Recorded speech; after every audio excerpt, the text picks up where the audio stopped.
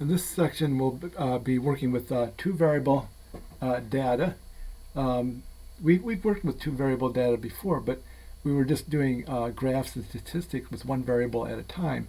But in this part of the course here, we want to explore the relationship between two variables. And we're going to start out with a two variable graph called a scatter plot. In this data set here, we have data from 10 newborn babies, and we have two variables. We have gestation, or the length of pregnancy, that's measured in weeks, and also the birth weight, which is measured in ounces. With these two variable data sets, if you think that one variable comes earlier in time than the other variable, or if you think the one variable might cause the other variable, then you want to make that the x variable. And the pregnancy happens before the birth, so I'll make the length of the pregnancy or the gestation and make that the x variable. We'll call this x, and the y variable then is to be the birth weight. Typically,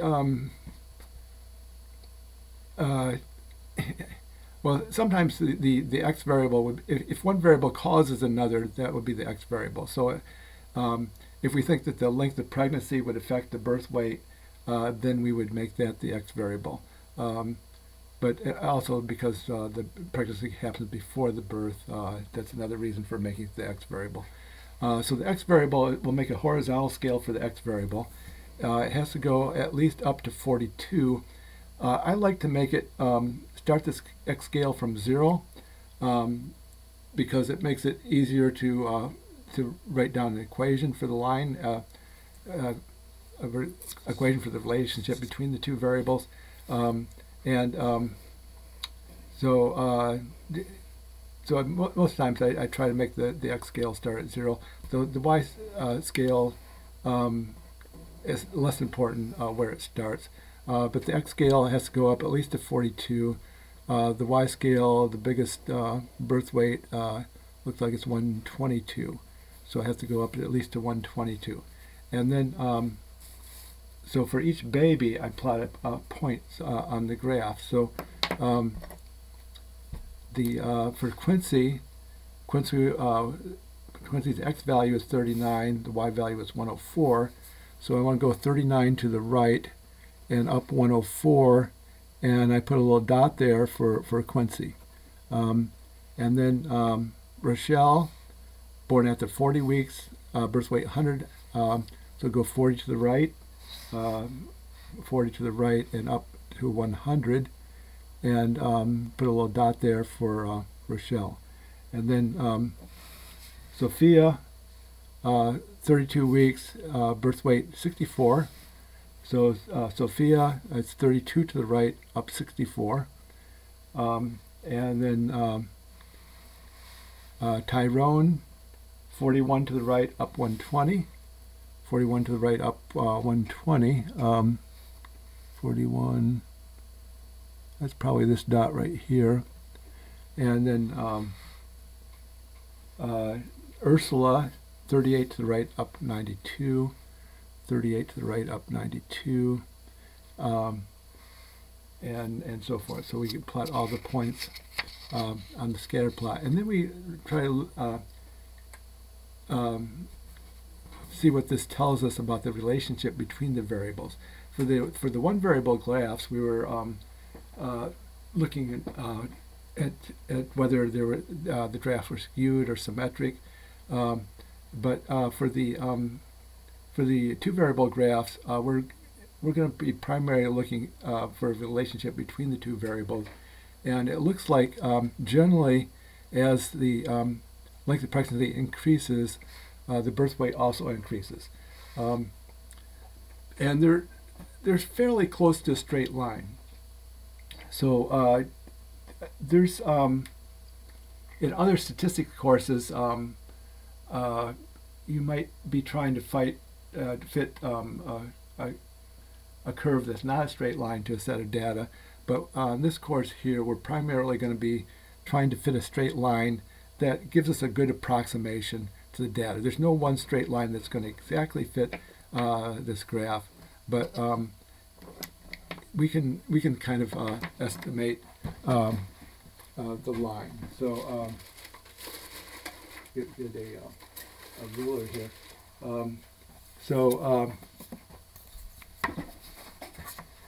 So for example, we're not gonna. This is not going to be a line here. We're not going to make the line go like this, right? This is this has the wrong slope as the birth weight goes as the length of pregnancy goes up, the birth weight should go up, so it should have a positive slope.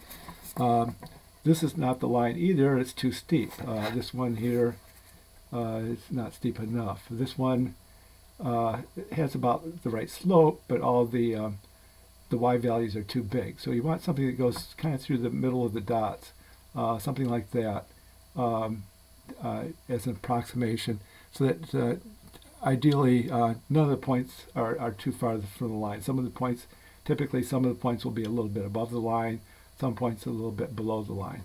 And that'll give us, if you can find a line that will do that, then you can have a pretty good predictor for the y variable based on the x variable. Here's some sort of examples of what a scatter plot could look like. You could have the first example here. There's no, they're kind of spread out over the place. There's no straight line type of pattern. And you would say there's a little no correlation.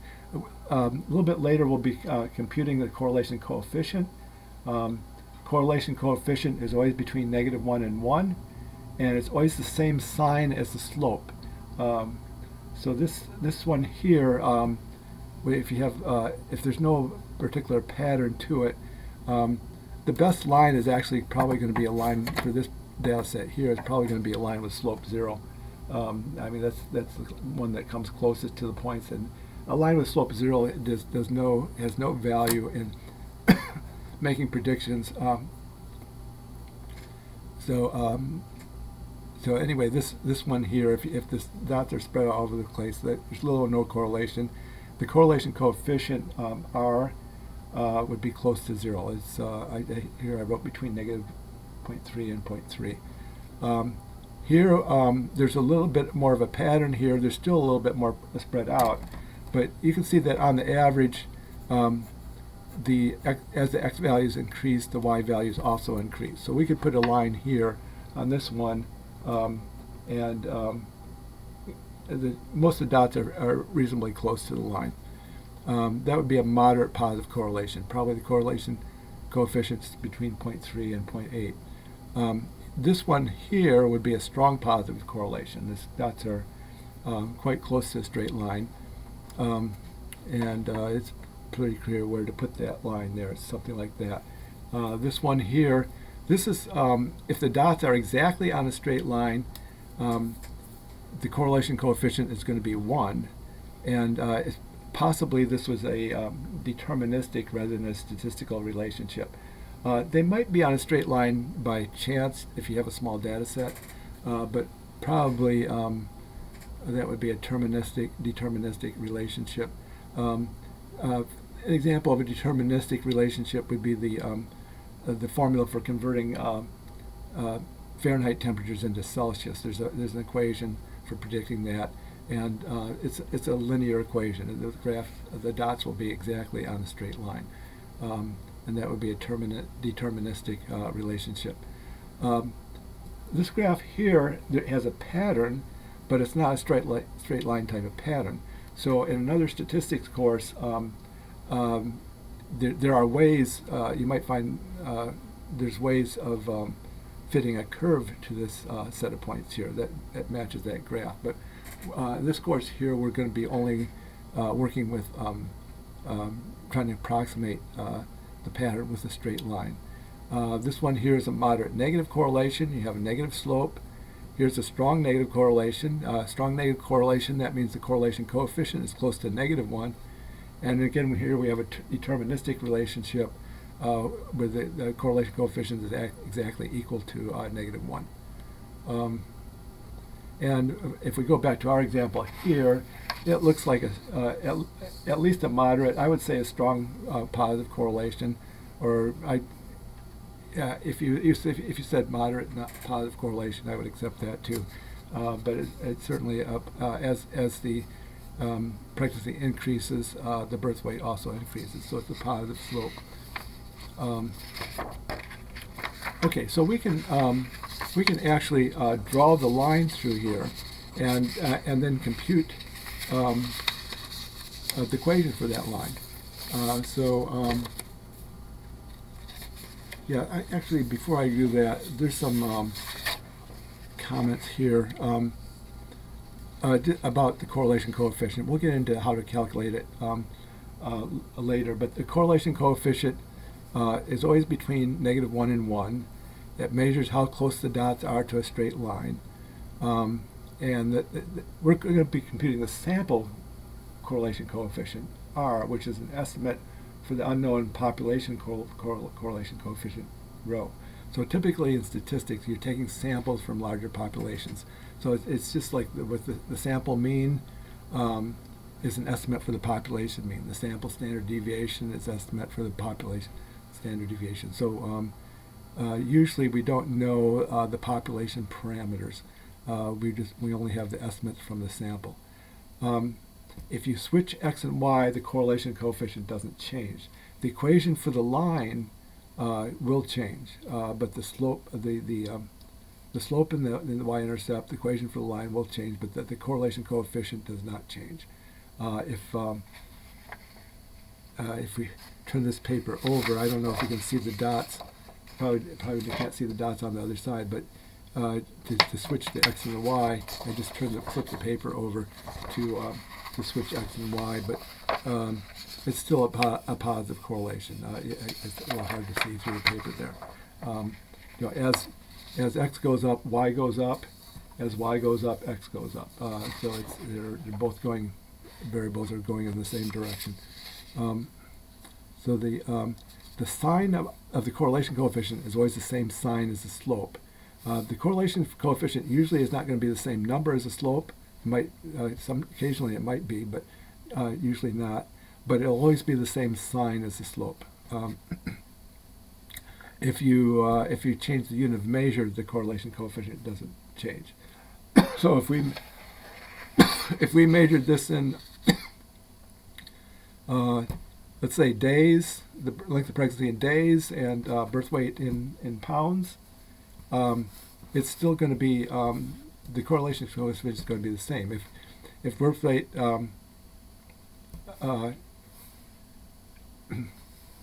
if you have high birth weight in ounces, it's going to be a high birth weight in pounds. It's going to be, if you have a long pregnancy measured in weeks, you're going to have a long pregnancy measured in days. The unit of measure is not going to affect the correlation coefficient. So R close to 1, a strong positive correlation. R close to -1, strong negative correlation.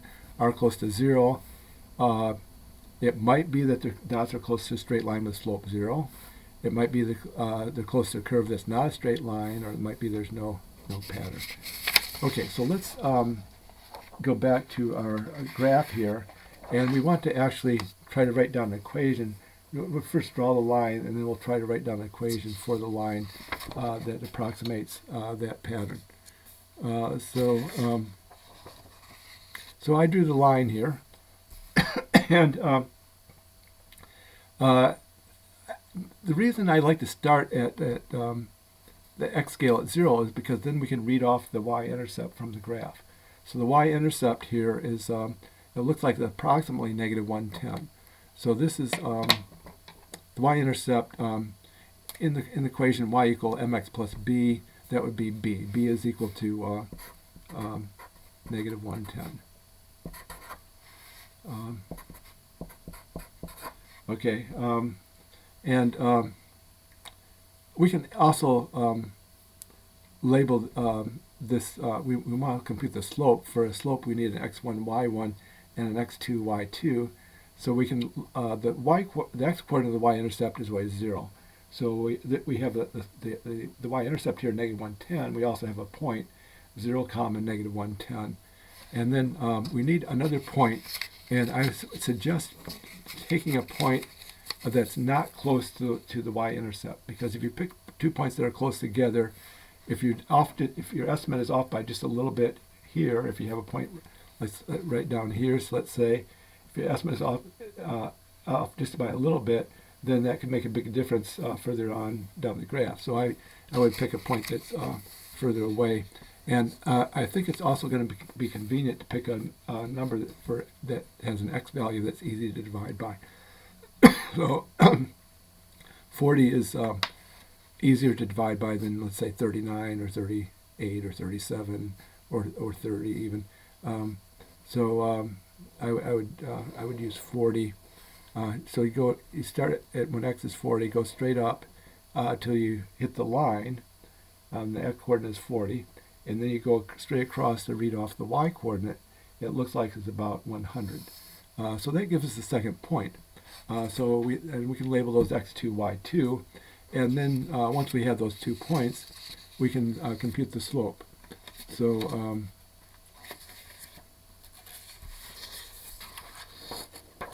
okay, so the slope, if you remember from last week, the slope is y2 minus y1 over x2 minus x1. Now our calculator uses the letter A for the slope. Mathematicians like the letter M. Some statisticians use the letter A. Some statisticians use the symbol B1 for the slope. But it doesn't matter so much what symbol you use. It's going to be y2 minus y1 over x2 minus x1. So if we just plug in the numbers, y2 is 100. And y1 is negative 110, so it's going to be 100 minus the negative 110. And then x2 is 40, and x1 is 0. So on the bottom we have 40 minus 0. So a double negative is positive, so it's 100 plus 110. 100 plus 110 is 210. 40 minus 0 is 40. And then we can divide 210 divided by 40. It's approximately 5.3 ounces per week. The unit of measure for slope is always y variable per x variable, and that's really it's not really usually emphasized in math courses. The slope does have some real world applications, and it's a rate of change, and the unit of measure is always y variable per x variable. So on the average, the babies when they're in the womb will be gaining 5.3 ounces per week. And then we can it seems kind of high, but anyway, that's what it comes out to be. Okay, so then so we have the slope, we have the y-intercept. Now we can write down the equation. So it doesn't matter, you can use any of these forms: y equal ax plus b, y equal mx plus b, y equal b0 plus b1x. Our calculator uses the letter A for the slope and B for the y-intercept. Statisticians like the letter M for the slope. Mathematicians like the letter M for the slope, B for the y-intercept. Some statisticians use B0 for the B1 for the slope, B0 for the y-intercept, and they put the intercept first. So you could use any of those equations. The equation is basically going to be the same. Whichever one you use, you have the y variable birth weight, and the slope was 5.3 times the x variable, which is gestation, plus the y-intercept, which is negative 110. So this is our equation. So we started with a set of data, and then we made a scatter plot. We started with a set of scatter data. We made a scatter plot. We drew a straight line, and now we actually have an equation for predicting birth weight based on the length of pregnancy. For example, for Quincy, Quincy's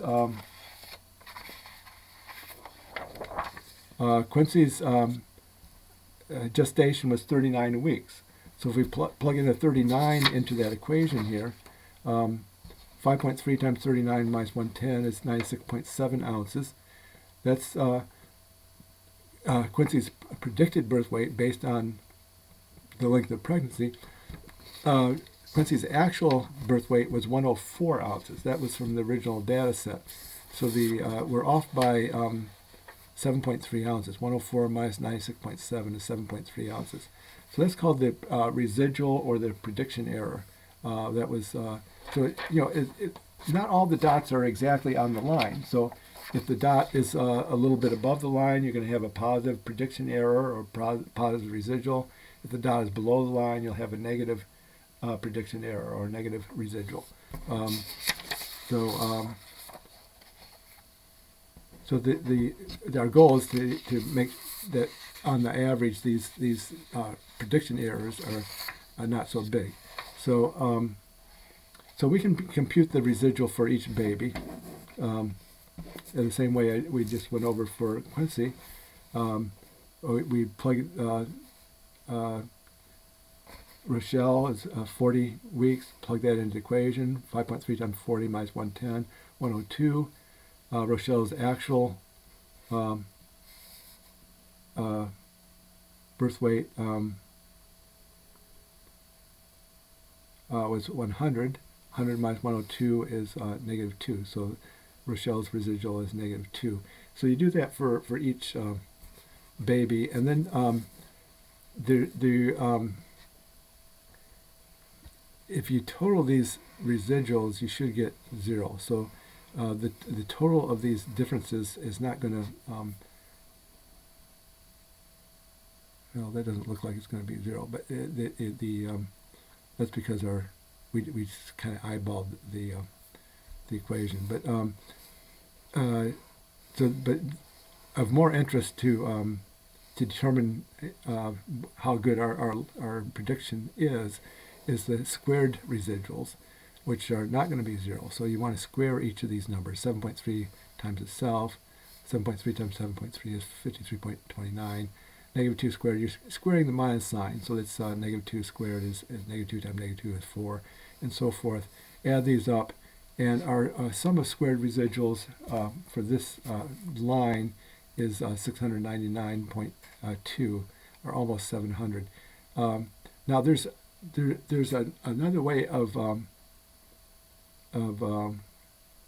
there are formulas that will give us the best fitting line, and the best fitting line is going to minimize the sum of squared residuals. So the best fitting line for this data set, as we will see later, is the sum of squared residuals is going to be around 400. This is almost 700 here, but the best fitting line is a little over 400 sum of squared residuals. And there are formulas for getting the best fitting line, which I'll go over next week, but there's also a calculator program which I'll go over now. So on the calculator, these instructions are for the recommended calculator for the course, which is TI-30X2. You push clear while holding on, and then clear. So it's going to be you hold the on button here, and then push clear. Whoops. And it says mem cleared, and then push clear again, and then we do second and the data key, and when you push the data key, the stat menu comes up. So this will be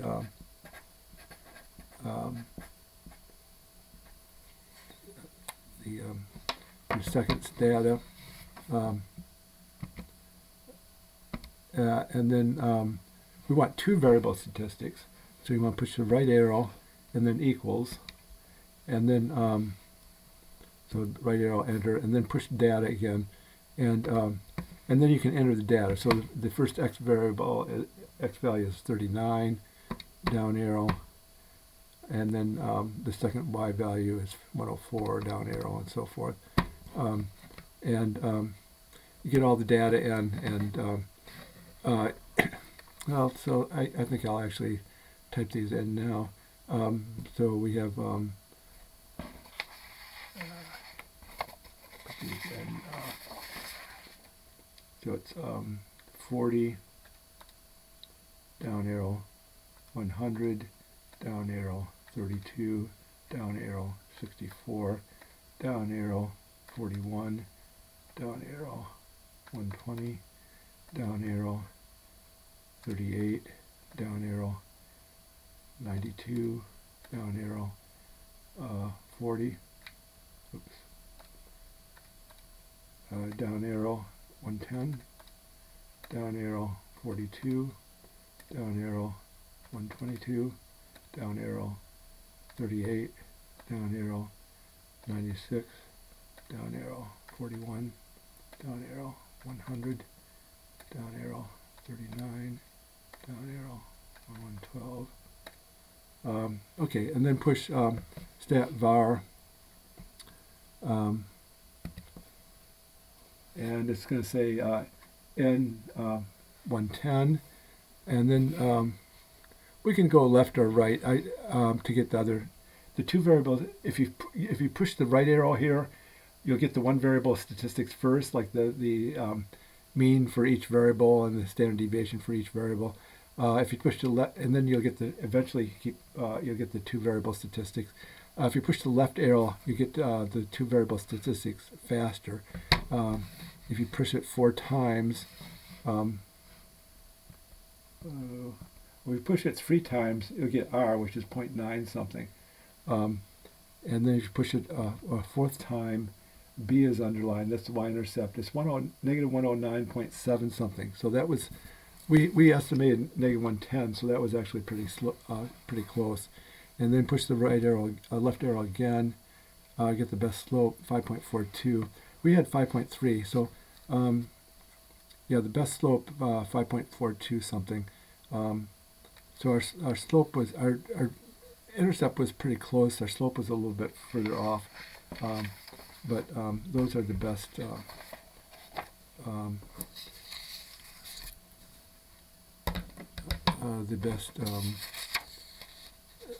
the slope and the intercept for the best fitting line.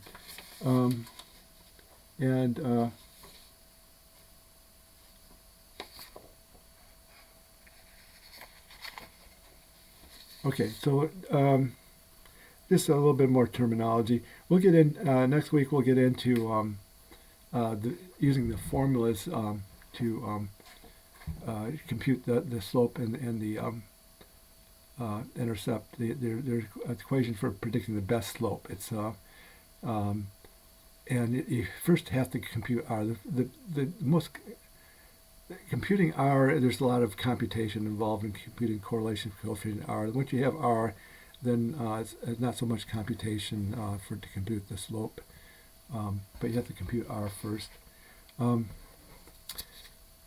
Okay, so generally the regression equation expresses y as a function of x. X variable is generally the independent variable or the explanatory variable. Sometimes it's hard to choose which variable the independent variable is. And it's if you expect x causes y, or if at least x happens at an earlier time than y, then let x be the independent variable. In this example here, pregnancy happens before birth. It makes sense that the length of pregnancy would be the independent variable or the x variable. Once you've decided on the independent variable, the other variable will be the dependent variable. In this case, it was the birth weight was the dependent variable. Okay, so that concludes this presentation.